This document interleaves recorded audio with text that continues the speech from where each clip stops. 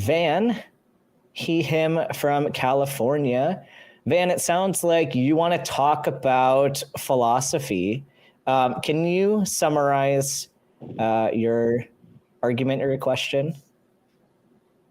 Sure. I just in conversations with theists I've had, and just to let you know, I'm an agnostic atheist, and I come across this argument a lot from theists about the ontological existence of God, or using ontological arguments, like Anselm's writings, Descartes' writings, things like that. And so I wanted to get your thoughts on how you would approach responding or rebutting to these arguments. I brought up, question begging and things like that, but I just want to hear what you guys have to say. Yeah, do you have any specific argument? Other than we know these people have a very specific way of phrasing the argument, but have you had in your encounters had a specific argument that was brought to you? Yeah. One that I had recently, a person said that basically the mind is perfect, and let's see if I can remember it. It was a bit esoteric. The mind is perfect, therefore anything that the mind can conceive of then is conceivably perfect, therefore God exists because God is perfect. I think yeah, that's a garbage argument. Yeah, it is. And so this is what I said. I just said, okay, so what if somebody just objects to your basic premise, and it's question begging? What if that's the basic objection? And he said, well, that's silly. And so I just kind of rubbed my temples, a little bit, but and so at this point I just okay, whatever. But again, I wanted to hear kind of some of your thoughts on that. Now, I've heard other things. A person came on, I talked about Anselm's arguments, and when I kind of tried to approach it from an epistemological sense, they were like, well, that's not the same thing, because you can't approach the concept of God from an epistemological sense because you're relying on empirical evidence. You can't rely on empirical evidence. I'm like, okay, well then if you can't rely on empirical evidence, then what else can you compare it to? So, and I tried different ways, like leprechauns, unicorns, and it was always not the same thing. So again, I wanted to hear your thoughts. Secular Spirit, do you want to go first? Well, sure. Thank you for the question, by the way, Van. And I see why you wanted to ask it, because for me personally, this is the hardest argument I've dealt with when talking to theists.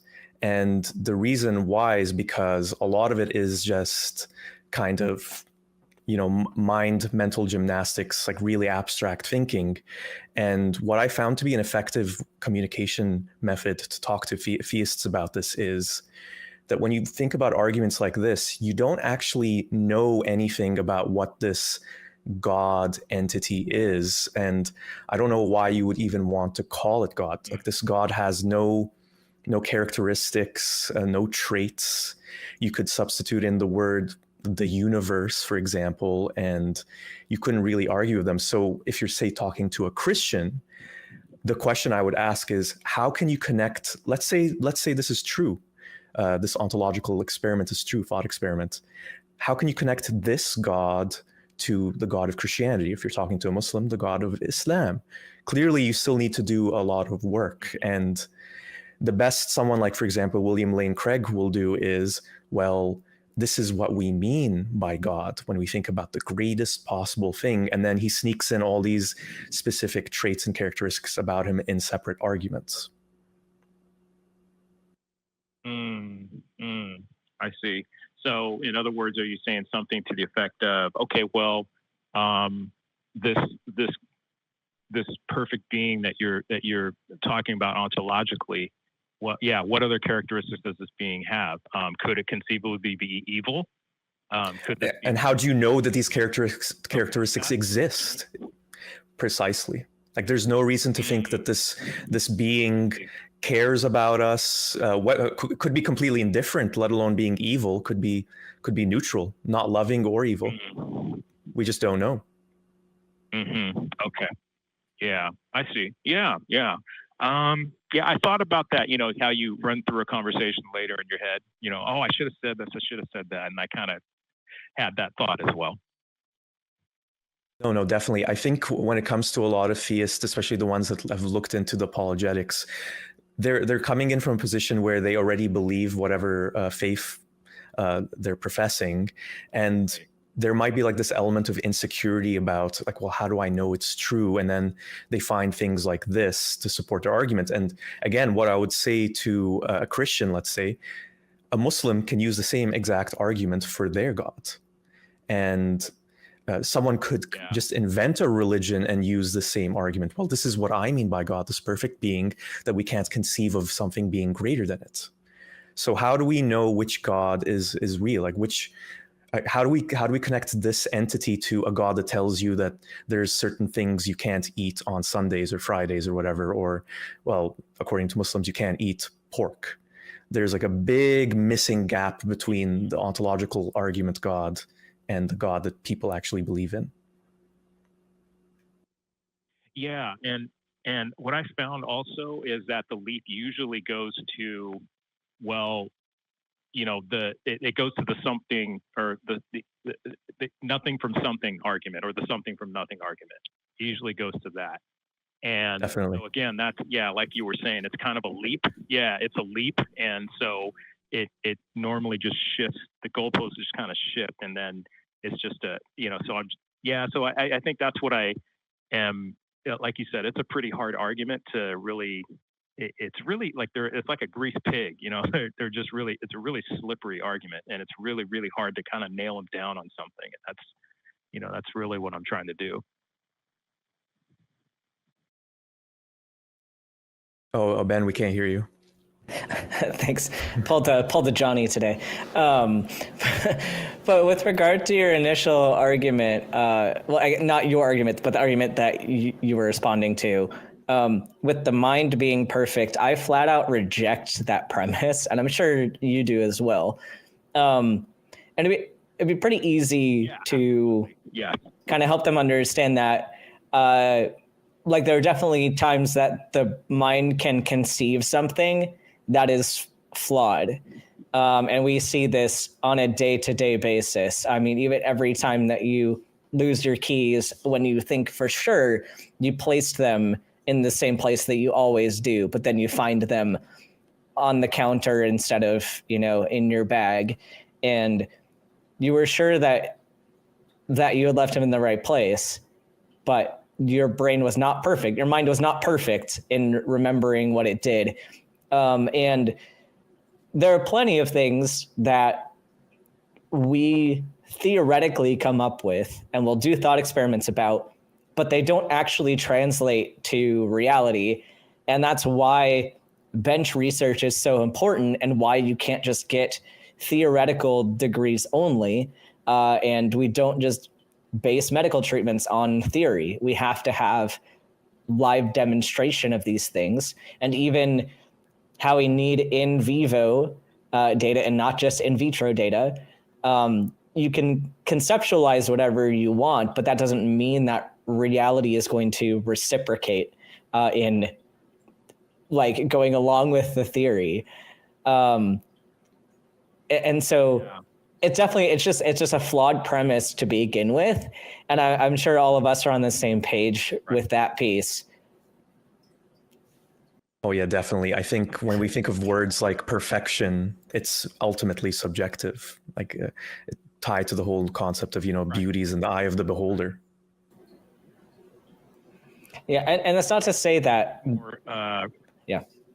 Oh, go for it.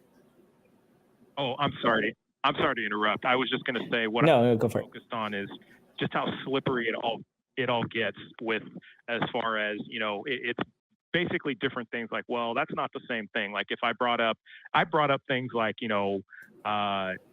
well, we can't apply real world situations to God, because God is immaterial and things like that. And you're talking about material things.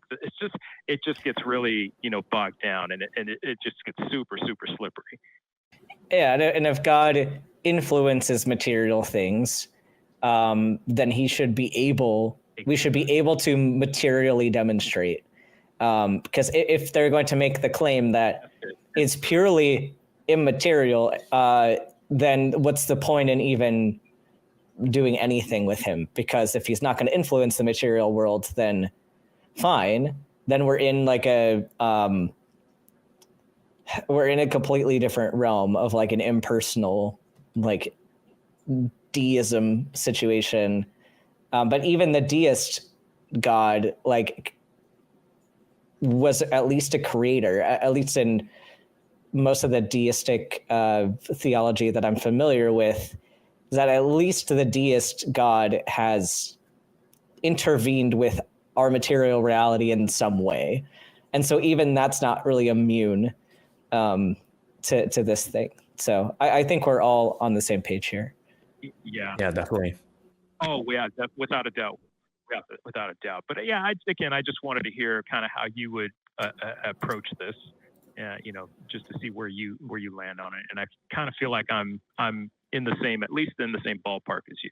So for sure. Like the one thing I would say, Van, is I find that the best approach is to not tell or dictate things to theists you're having these kinds of discussions with, but to just ask them questions. For me personally, it's a curiosity to see how they justify it for themselves, whatever their belief happens to be. And I think when you ask questions that really get to the things that you think don't make sense, it gets them thinking about it too, even if they might deny it on the spot, but it could get them thinking later on or the next day, the way you said you sometimes think about things you should have said. Yeah, I totally agree. I think one of the biggest things I read was avoid facts. Just keep asking questions. Yeah, that makes sense. I totally agree with that. All right. Anything else we can help you with today, Van? Guys, thank you so much.